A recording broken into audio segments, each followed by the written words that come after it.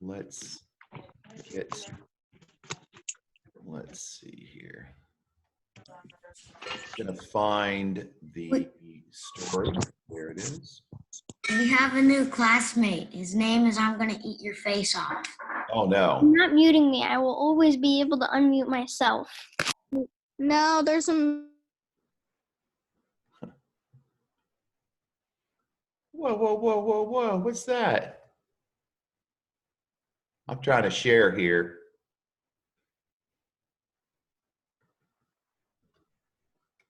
Here we go.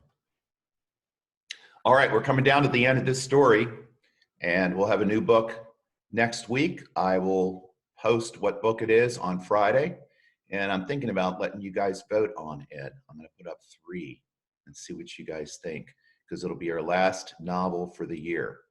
Chapter 33. Far below them in the city of New York, something like pandemonium was breaking out. By the way, pan means all, demon is a demon. It's when all the demons break out. That's what pandemonium means. A great round ball as big as a house had been sighted hovering high up above the city over the very center of Manhattan, and the cry had gone up that it was an enormous bomb sent over by another country to blow the whole city to smithereens.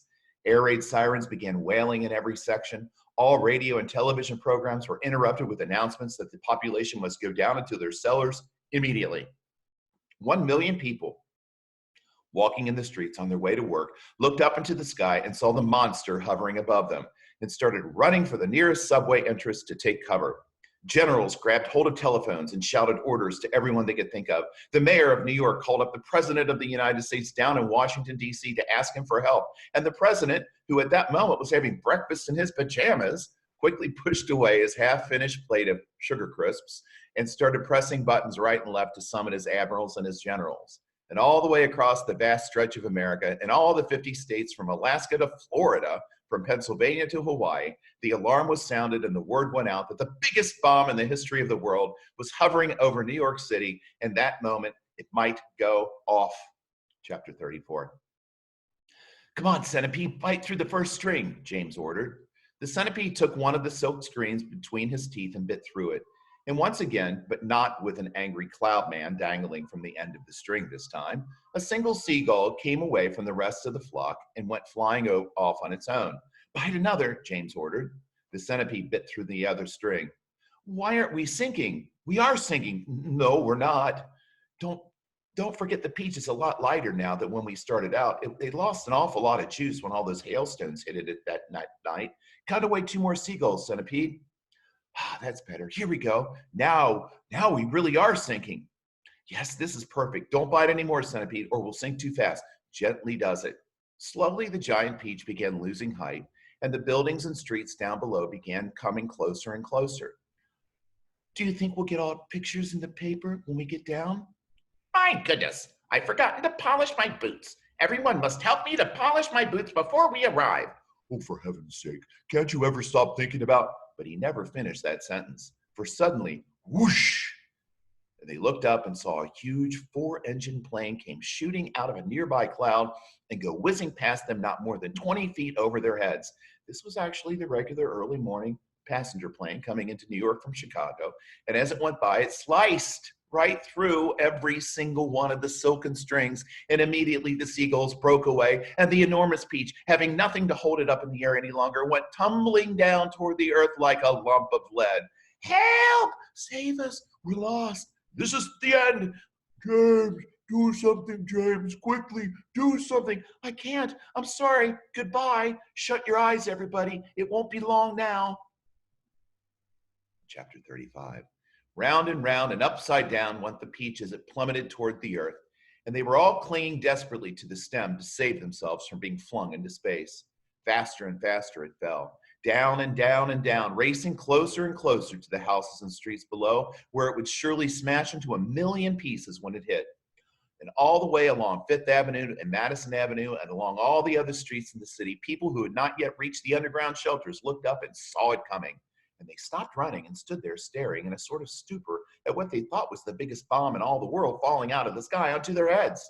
A few women screamed. Others knelt down on the sidewalks and began praying aloud. Strong men turned to one another and said things like, I guess this is it, Joe. Goodbye, everybody, goodbye. And for the next 30 seconds, the whole city held its breath, waiting for the end to come. Chapter 36. Goodbye, ladybug, gasped James, clinging to the stem of the falling peach. Goodbye, centipedes, goodbye, everybody.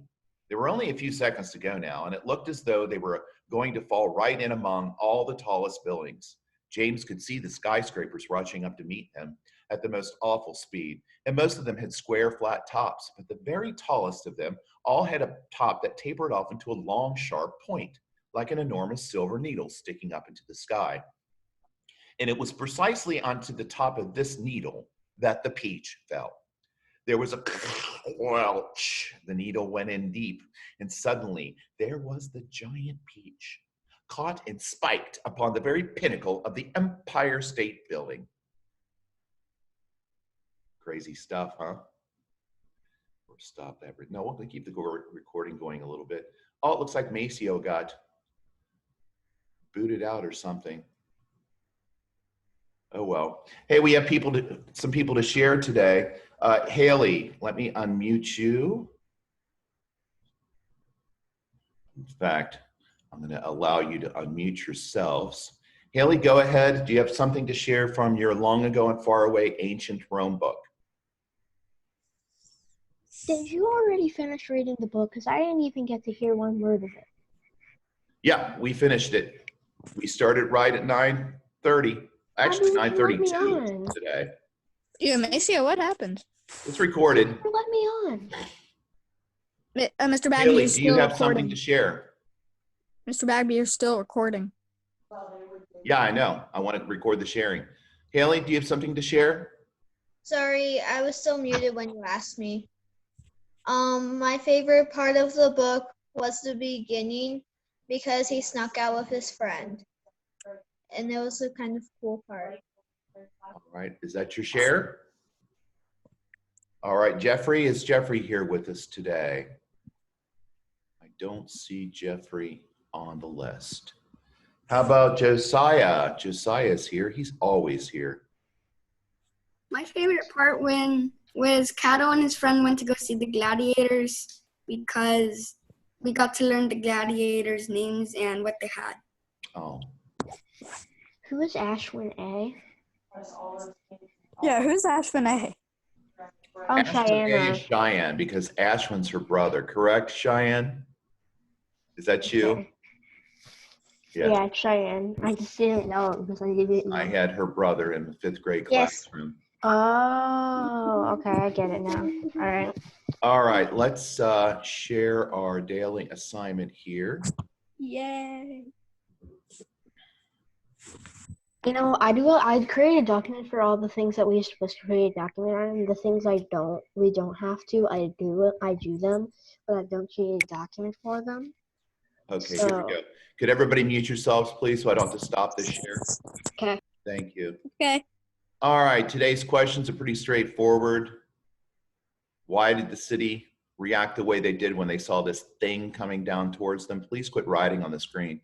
What ruined James' plan to slowly release the seagulls, and what saved the day? Remember, there's a vocabulary test, and also I will have examples of these elements of poetry in different poems that you'll have to identify. So you'll need to know what they mean, and you'll need to know how to identify them. For example, if I show you an example of a tree acting like a human, you should be able to know that that's personification. If I use the words off or bzz, or flop, you should know that that's onomatopoeia. There's the Crazy Horse Monument. Today I put up a video link to Mount Rushmore because they were basically planned about the same time, as you know if you've been doing this editing carefully. And that little video is about Mount Rushmore.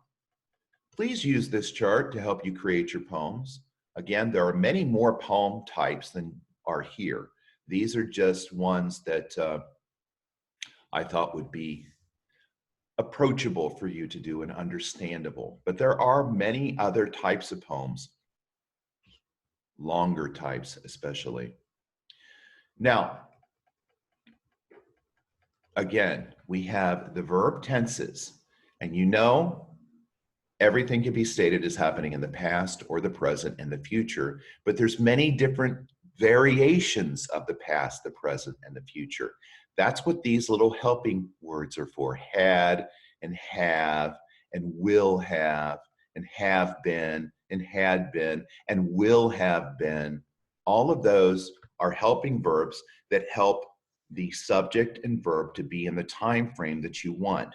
Mr. So Bagby, again, don't be all worried about future continuous. What is that? Well, look at the example. I will have been studying English. You understand that. It's just getting used to saying different time frames with these helping verbs helps make your writing more in depth and Mr. makes it Bagby, more complex. Who's asking a question? I am. Go ahead. So when it says I have studied English for present perfect, Mhm. wouldn't that be a past perfect? Because you're saying I have, so you did it before. Which one is that? I have studied English present perfect. All right there. I have studied English. What that means is, here's the shade of difference. When you say I have studied English, it pretty much comes up to the present time. It's not something that happened in the far past, like I had studied English. Oh, it I have had studied been in the English, past, and it's really but it's right closer to the now happening. present. It just happened. It just became a past present. Right, exactly. And that's where that little word perfect comes in. And you don't need to know any of that meaning. You just have to know that, oh, okay, I can say it this way. Okay. All right, Graham, are you trying to eat us over there? It looks like. Where? What do you mean? What are you talking about? I'm gonna eat you. Okay, mute yourselves again, please. There's a great verb tense game. In fact, there's several of them on this site right here, English Club. And they're real games, and you rearrange the words and you create different tenses by rearranging the words. It's pretty cool. And it really does help you understand it because you're manipulating the language, not just guessing what's right or wrong. You're moving the words around to put them in the correct order for the tense that sounds right. And again, it's really important to trust your ear, because if you say something out loud and it doesn't sound right, usually it's not right, because you should be used to hearing correct English. Because if you read a lot and you listen to people talk and you communicate with each other, there is a standard that gets established in your brain with what sounds correct when you're talking. So trust your ear, not completely, because sometimes it can, you might get messed up It on it. sounds wrong, but it may be right. Really trust your ear and do your best on that. Lots of clever sites have access to books. It's time to go through some books again, especially in thinking about the last 3 weeks, because we have a whole new unit coming up starting Monday. Your poetry portfolio, again, is due on Friday. I put up a Rebus puzzle on Safe YouTube. There's 8 out of those. 2 Rebus puzzles there that you can look at and test I yourself. got 8 of those. I would love, please quit talking. Kyla, do you have a question? Go ahead, unmute yourself.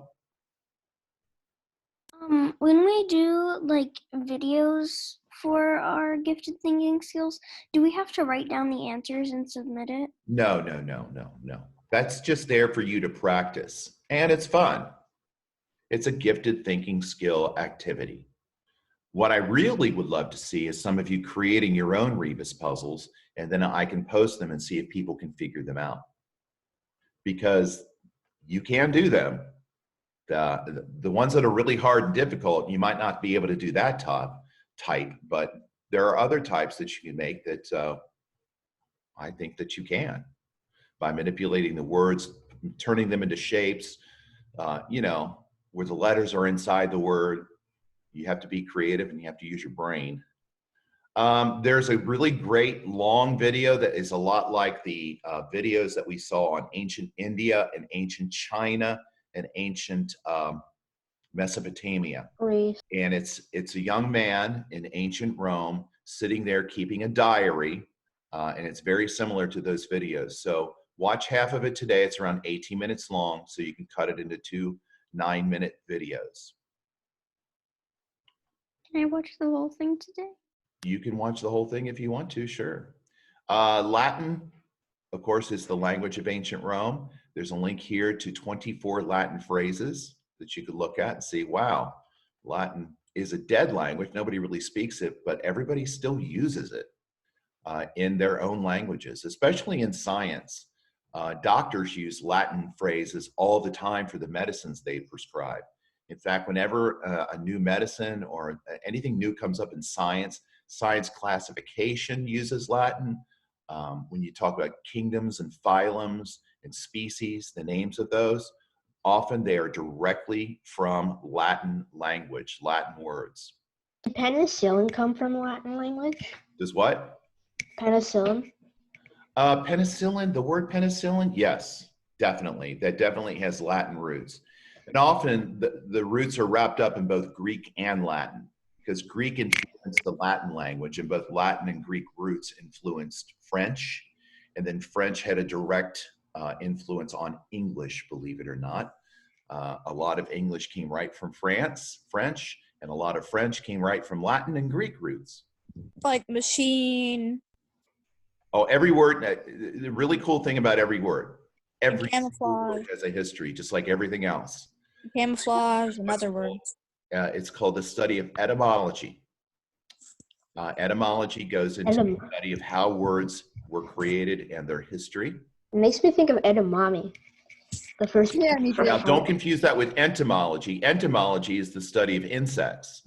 So, Biology is the Wow. study of plants. It's biology? No, that's okay, fun facts. Crazy houses today. And it ties into family fun. What would your dream house be like? Ooh. Favorite room like? And then My dream house would be family, up if you my could back. transform your family to some dream home somewhere, what would it be like? What would it look like? How would it be The different? most comfortable house in the world. Yeah. It would be an out of this world house. Well, Not some people, literally. their dream but- house would be to have a basketball court right inside. Yeah. No, I would dream of a mansion with every single thing I would want. A bowling. That's all I would want. Did you know the White House is a bowling alley? Yes, I did that. I knew that. I actually did. It also has a chocolate store. Yeah. Oh my God, I completely forgot about that one. Well, if I were president, I would demand the best chocolate every day. Okay. Yeah. I'm the kind of person That'd be who one just of the know perks those of the random job. fun facts. I One would of the wish I perks of had being chocolate. president is you have professional chefs prepare all your meals. I would definitely have a lazy live. I would have a water park included in the White House if I could. Now, if you go back to the days of President In a Bill Clinton, he mansion. would have had a McDonald's in the White House Really? because he loved McDonald's.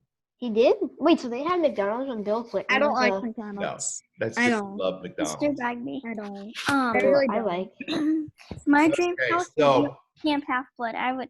Hey, my mom's phone is about to die, so I might leave soon. Okay. okay, listen closely. Don't forget to get your poems together. Don't forget this is the last week of this 3-week unit. So get your work in. Everything will be updated and we'll move on. Some of you have been so consistently wonderful in turning in everything and getting it all done. I've been very impressed. Just keep up the good work. And I'll let you guys talk a little bit more, but we have to end a little early because Mrs. Dirks and I have an EP meeting with a student and their parent at 10:30. So we're going to be wrapping this up in just a few minutes, but you guys can. So that's perfect because my mom's phone is about to die. Guys, my just name stop- on Nitro type is I'm still here. I'm just behind the duct tape. We're recording still. You're still recording, Andy.